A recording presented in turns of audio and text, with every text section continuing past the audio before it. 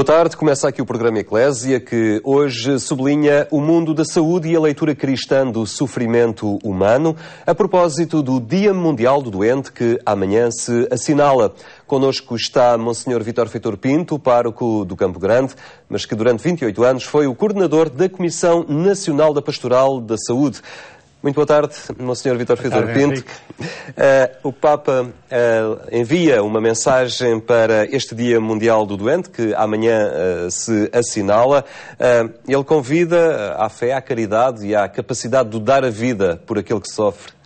Essa é a grande temática que o Papa nos propõe. Fé e caridade, relacionar uma coisa com a outra.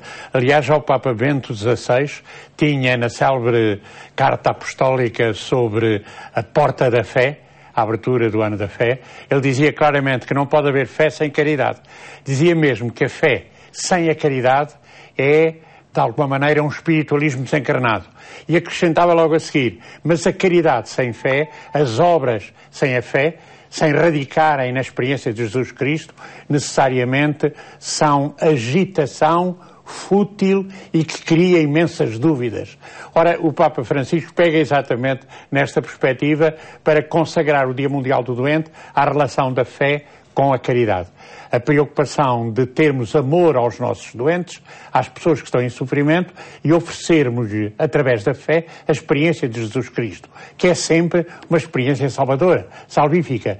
E daí de ser tão importante realmente que os cuidadores saibam dar a vida por aqueles a quem assistem. No fundo, ele põe como, de facto, subtítulo: todos nós devemos saber dar a vida pelos nossos irmãos. É tão bonito isto. E dar a vida, às vezes, é através de uma conversa pequenina, de uma visita que se faz, de uma palavra, de um olhar. Há tanta maneira de dar a vida. A dar a vida não é apenas o martírio. Essa é uma forma de dar a vida. Mas, às vezes, ao assistirmos os doentes, há muito de martírio também, por sofrermos com o doente o drama que ele próprio está a viver. Aliás, a isso chama-se, em técnica médica, a compaixão. Compaixão não é ter pena. Não. É levar o peso daquele que está em sofrimento, que está com problemas. Nós associamos-nos a esse sofrimento e tentamos acompanhar, de facto, as pessoas que estão em sofrimento, sentir que esse sofrimento também é nosso.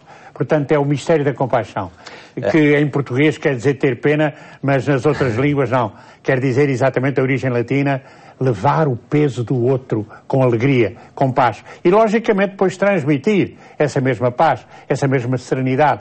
Direi mesmo, a alegria no sofrimento. E quantas pessoas o conseguem fazer através da ofrenda, oferecerem o sofrimento em oração como a expressão e comunhão com o mistério de Jesus Cristo, que de facto, através da sua morte e da sua ressurreição, redimensionou o sofrer humano. Deu-lhe um sentido novo. E esse sentido vale a pena ser vivido. De alguma forma, Monsenhor Vítor Feitor Pinto, entende que com o desenvolvimento dos sistemas nacionais de saúde e uma melhor assistência que foi dada a quem sofre, não é? Porque pode ser tratado em unidades específicas para cuidados paliativos. Exatamente. Enfim, as pessoas hoje têm toda uma estrutura de apoio. Isto, de alguma forma, veio desresponsabilizar as comunidades cristãs no acompanhamento dos seus doentes, que antes às vezes estavam mais próximos, era uma realidade mais visível, e agora, como os hospitais assumem este papel, às vezes pode haver um descargo de consciência. As comunidades cristãs são chamadas a uma presença também muito ativa, particularmente neste apoio a quem sofre, não é? Eu direi mais, é uma das originalidades mais fortes da chamada Pastoral da Saúde, instituída pelo Papa João Paulo II. De facto, ele quis que realmente o mundo da saúde não fosse apenas centrado no doente, mas também na educação para a saúde. E quando se está doente, temos que, de facto, cuidar essas pessoas que estão doentes, ensinando-as a viver o próprio sofrimento ou a própria situação de ansiedade que a própria doença traz. Ora, isto não se realiza apenas no hospital, até porque o hospital hoje são lugares de passagem.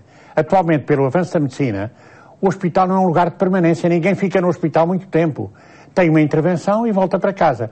Então, se nós temos muitos doentes em casa, então temos o dever, é um dever sagrado para mim, de cuidar precisamente desses doentes que em casa estão ou devem ser assistidos ao domicílio. Ora, a comunidade paroquial tem de facto essa responsabilidade enorme. E é por isso que num estudo que estamos a fazer, até para umas próximas jornadas na área da Diocese de Lisboa, temos que saber nas comunidades paroquiais, primeiro, quem são os nossos doentes. E podem ser deficientes, e podem ser doentes crónicos, e podem ser doentes pós-operados, e podem ser deficientes, e podem ser pessoas que realmente já estão numa fase difícil. Você há bocado falava precisamente da fase terminal, uma fase de proximidade do tempo final da vida. Então nós temos que conhecer estes casos todos, fazer um levantamento concreto de quem são as pessoas que são doentes. E depois temos que ver onde é que eles estão. Podem estar no domicílio, podem estar na rua, podem estar inclusivamente no centro social que nós temos, em que algumas pessoas vêm ali e são muito doentes. E eu tenho que os apoiar, tenho que ter cuidado com eles. E depois daí a grande questão, quem é que cuida destes doentes? Então eu direi, lá nós nas nossas comunidades paroquiais, já que queremos dar uma assistência completa à pessoa doente, porque é o homem todo que está em questão e não apenas a parte física do ser humano, então nós temos que nos preocupar com a parte social, para terem alimentação, para terem de facto a casa limpa, para terem de facto um apoio de amizade à sua volta. Também o aspecto muito importante da parte médica, então garantirmos-lhe que de facto os acompanhamos à urgência, os acompanhamos ao centro de saúde, lhe damos todo o apoio que de facto o doente precisa quando está mais só, quando está mais isolado, porque a família partiu toda para o trabalho, mesmo quando não vivem sozinhos. E durante o dia têm que ser acompanhados por outros. E este trabalho nas comunidades cristãs é feito por quem? Por voluntários? Por assistentes especializados nessa área, assistentes de saúde, de pastoral da saúde, e depois, ao mesmo tempo, por voluntários. E nós, na minha comunidade paroquial, temos umas largas dezenas de pessoas que fazem este trabalho. E repara, há hoje um elemento muito importante nesta assistência. Se nós também damos assistência espiritual e religiosa, nós também rezamos com o doente, também preparamos o doente para receber um sacramento, por exemplo, a reconciliação e a Eucaristia e até a Santa Unção e até o viático. Então temos que preparar tudo isto. E ao preparar tudo isto nós temos que ter pessoas verdadeiramente educadas para realizar bem esta tarefa. Aí os ministros extraordinários da comunhão têm um papel absolutamente privilegiado, porque levam o melhor que a Igreja tem à pessoa que está em sofrimento. Levamos-lhe Jesus Cristo no sacramento da Eucaristia. É tão importante realmente este trabalho a desenvolver. Portanto, a nossa comunidade paroquial não pode estar fechada a este universo. Mas atenção, a pastoral da saúde enquanto tal, que tem carga espiritual muito forte, tem que estar estreitamente ligada com a pastoral social. Quer dizer, com o trabalho do centro social. Então, é centro social e pastoral da saúde que na comunidade paroquial dão um apoio integral à pessoa que está doente. Eu gostaria muito que realmente todas as paróquias de Portugal, sobretudo as mais significativas, as que nas cidades têm muita gente que está em sua casa, realmente que esse trabalho pastoral da saúde, de acompanhamento permanente dos doentes, de ter a compaixão, levar o peso dos doentes que temos connosco, fosse um trabalho bem organizado. Para mim é um grande desafio quando o Papa nos diz que de facto também somos responsáveis pelos outros. Também devemos dar a vida pelos outros. Dá-se a vida pela palavra, dá-se a vida pelo sorriso, dá-se a vida por uma festa que se faz, dá-se a vida concretamente por uma visita num momento de grande sofrimento. Há muita maneira de dar a vida. E nós temos que dar a vida pelos nossos irmãos doentes.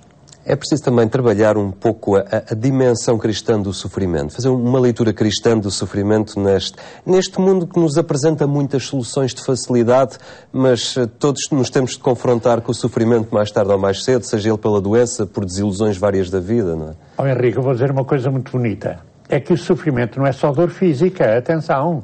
Nós temos que distinguir claramente entre dor e sofrimento. A dor é física.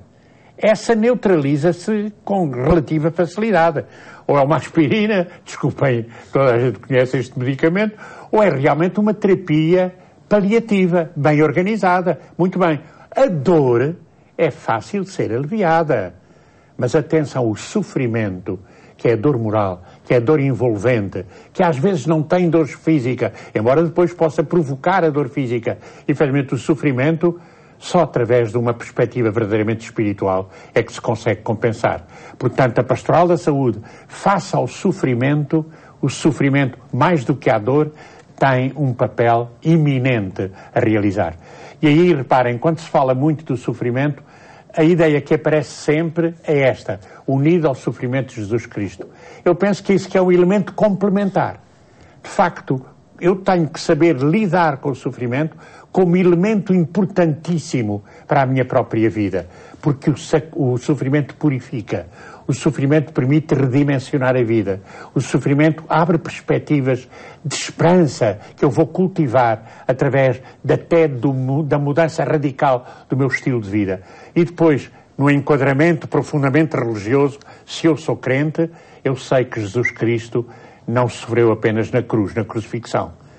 A sua vida foi toda ela um caminho de grande sofrimento, identificado com o sofrimento dos seus irmãos pobres, dos seus irmãos escorraçados, marginalizados. Ora, todo aquele que cristão vive o sofrimento, para além da dor, vive o sofrimento, pode muito sempre unir-se à paixão de Jesus, mas também a todo o mistério de sofrimento que Jesus viveu e que Jesus converteu em serviço aos irmãos. Curiosamente, é um elemento muito importante a ter em conta, é que aquele que está em sofrimento, aquele que é doente e por isso tem alguma angústia, também é apóstolo. Exatamente. Também pode ajudar os outros que efetivamente ao seu lado não entendem o que é sofrer. Muitas vezes são verdadeiros testemunhos de vida que são dados no sofrimento. Eu não cito nome, mas há um sacerdote que eu sou profundamente amigo, que teve uma complicação muito grande e esteve no hospital com o Rui Cabral durante 3 ou 4 meses. E o que aquele rapaz fez? Rapaz quase da minha idade, está bem, mas o que ele fez de apoio aos doentes, de serviço aos doentes, foi fabuloso. Foi uma presença cristã e de evangelização absolutamente fabulosa. E há outro caso muito bonito. O Sr. Dom Manuel Falcão, que foi bispo de Beja e que nos deixou há 2 anos mais ou menos, pois o Sr. Dom Manuel Falcão, a última parte da vida dele, durante 10 anos, fez hemodiálise. Um dia dizia-me assim, Padre Vítor, já batizei 4. Quer dizer, enquanto estava realmente a receber normal apoio à sua deficiência, precisamente renal, tinha ao seu lado outros doentes. Descobriu que alguns não eram batizados. Despertou neles a ideia do encontro com Jesus Cristo na fé. Ajudou-os depois a descobrir que o sacramento significava a sua fé. Então conseguiu batizar 4 pessoas adultas que efetivamente andavam muito longe do Evangelho. Aqui está um caso de uma pessoa doente, em hemodiálise, que não está ali calado sem fazer nada. Está a ajudar os outros. E não estava a rezar o terço, estava a evangelizar. Claro que a oração do terço também é evangelização, se é oração pelos outros. Mas aqui era uma evangelização direta, concreta. Quantos doentes podem fazer isto? Quantos santos, na fase difícil da sua vida de sofrimento, não fizeram isto? É tão interessante. A celebérrima Beata Alexandrina de Belas Artes, é aí a sua missão, durante 33 anos em grande sofrimento, a ajudar todos os que sofriam. Não só os que tinham dor, mas os que tinham sofrimento. Sofrimento no corpo e no espírito, no coração. Sr. Vítor Feitor Pinto, durante os largos anos que esteve na coordenação da Pastoral da Saúde, assistiu a um grande desenvolvimento do Sistema Nacional de Saúde no nosso país. Foi um grande salto qualitativo. Sem dúvida. Foi também uma área de trabalho para a presença da Igreja, no diálogo com os profissionais, com os técnicos, enfim. Cresceu-se muito aí e conquistou-se muita coisa. Atualmente somos confrontados com as restrições orçamentais, com o descontentamento entre os profissionais. Pelo acompanhamento que faz e do profundo conhecimento que tem destas realidades, até que ponto isto está a comprometer também a humanização que foi conseguida no meio hospitalar? Eu vou dizer uma coisa muito interessante. A Pastoral da Saúde privilegiou durante estes 28 anos 3 coisas muitíssimo importantes. A humanização, fundamental, a ética, a sensibilidade ética e a importância da espiritualidade como terapia. Atenção, não é a espiritualidade somente, é a espiritualidade como terapia. Repare, são 3 aspectos completamente inovadores a acompanhar a renovação técnica que efetivamente a medicina alcançou. A medicina tem-se desenvolvido, tem evoluído de uma maneira espetacular. Na cardiologia, na oftalmologia, praticamente em todas as áreas. O crescimento da medicina tem sido fabuloso. E isso é que dá origem a que se esteja muito pouquinho tempo nos hospitais. Porque já não é preciso estar ali em permanência muito tempo. Rapidamente se faz o diagnóstico, rapidamente se sabe qual é a terapia a executar e rapidamente se tem uma intervenção. Portanto, é muito interessante. Agora, neste quadro, com a tecnicização, há muito perigo da desumanização. Em vez de termos uma relação com a pessoa, temos com o computador. Os técnicos têm que estar muito atentos a isto. Têm que estar muito atentos a isto. Relacionar-se com a pessoa e não terem aparelhos que são uma cortina entre o técnico, entre o médico, entre o enfermeiro e a pessoa. Este é um primeiro aspecto, aspecto de humanização. Humanização dos cuidados, humanização das relações, humanização das estruturas, humanização muito concreta dos espaços. Humanização total, tem que ser. E humanização que atinge também os técnicos, não é que atinge só os doentes. Os técnicos também têm que ser tratados humanamente. E às vezes não é apenas o doente que perde a dignidade pela maneira como é tratado, mas também muitas vezes os técnicos, os médicos, os enfermeiros, os terapeutas, não são tratados com a dignidade que merecem. Então, aí há toda uma responsabilidade fundamental na sociedade, humanizar a saúde. Mas depois isto não se faz sem o sentido ético. E aí é ética personalista, não é ética tradicionalista, não é ética de conveniências, não é ética contratualizada. Eu com estes vou ver o que é que devo fazer e o que eu decidir com eles que vou fazer está certo. Isto não pode ser. Há valores éticos que têm que ser sempre bem respeitados, bem promovidos. E nesta medida da ética personalista, a chave está na dignidade humana, no respeito profundo pela dignidade e pela liberdade humana. Então estes são terrenos que não podem ser apenas coordenados pelos imperativos económicos. Claro que não, de forma nenhuma. Eu direi de outra maneira. A pessoa humana está à frente da economia. Atenção, a economia serve a pessoa. Aliás, curiosamente, o Papa, na exortação pastoral sobre a nova evangelização, Evangelii Gaudium, é de uma clareza meridiana nisso. A certa altura fala nos desafios feitos ao mundo contemporâneo e depois diz claramente, não à prioridade do dinheiro. Diz assim expressamente, não a um dinheiro que está centrado em si próprio e mata a pessoa. Diz isto textualmente. Eu peço muito que leiam o capítulo 2 do texto lindíssimo da exortação pastoral sobre o Evangelho, a beleza do Evangelho, a alegria do Evangelho. Porque é de uma clareza nesse campo fantástico. Não se centra na análise dos sistemas. Essa tem sido muitas vezes a tentação da Igreja. Estudar as teorias dos sistemas. Não, vamos à prática. E na prioridade absoluta, numa prática ativa, no mundo em que vivemos, é a atenção à pessoa, o respeito pela pessoa, a promoção da dignidade da pessoa, apoiar sempre a liberdade da pessoa. E tudo isto através de um mecanismo de amor, de relação de amor. Vamos chamar, não tenhamos medo de chamar isto à nossa relação, uma relação de amor. Um grande autor que eu estudo muito e que gosto muito, Erich Fromm, não é católico, não é cristão, mas é um grande pensador. Ele diz, o amor consiste em eu sair de mim para ir ao encontro do outro e o fazer feliz.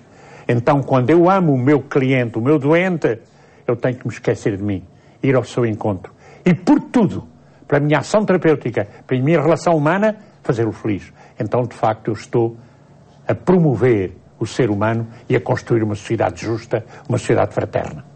É com preocupação que vê as notícias que vão saindo do Sistema Nacional de Saúde, da escassez que há, de tratamentos que vão sendo interrompidos ou deixando de ser feitos. Tudo isto vai dilapidando um bocadinho a humanização no mundo da saúde. Terá que haver a maior cautela. Eu admito, eu considero que, efetivamente, os responsáveis da saúde em Portugal têm esta preocupação e têm esta dificuldade de orçamental. Mas não podem, de forma nenhuma, pela preocupação orçamental, sacrificar o essencial. E o essencial é a pessoa. Essencial é a pessoa. Que importante será realmente todos aqueles que trabalham em saúde e todos nós, que em igreja, com voluntários, trabalhamos também em saúde, que efetivamente demos atenção à pessoa. Porque nós padres, também podemos cair na mesma. Então, em vez de nos relacionarmos com a pessoa, damos só um sacramento e vamos embora. É aquilo que eu chamo toca e foge. Eu não posso dar a comunhão e ir embora. Não posso realmente dar a extrema-unção e ir-me embora. Não, não. Tenho que me relacionar. E esta relação, efetivamente, não permitirá nunca que um sacramento seja uma cortina entre mim e o doente. Não, não. Tem que ser uma ponte entre mim e o doente, que leva o doente depois a ficar comigo e eu a ficar com ele, continuando realmente toda a linha da ação redentora que o trabalho da Pastoral da Saúde deve promover. Durante todos estes anos trabalhou muito, estamos quase a terminar, em desconstruir aquela ideia de que a proximidade do padre é a iminência da morte e transformá-la assim numa figura de acolhimento e numa oportunidade de vida. Acha que conseguiu isto ao fim de... Eu estou convencido que sim. Tenho um slogan. Esse é o terceiro campo. Eu falei de humanização, falei depois de bioética e de ética e agora a espiritualidade. Eu, quando falo de espiritualidade, estou a falar de três coisas. Estou a falar de cultura. E antes de falar de Jesus Cristo, antes de falar a uma pessoa que não acredita em nada, eu tenho que ter uma relação cultural. Portanto, o problema da cultura é essencial. Os valores. No quadro cultural, o valor da verdade, da justiça, da liberdade, da paz, da solidariedade, do amor. Os valores.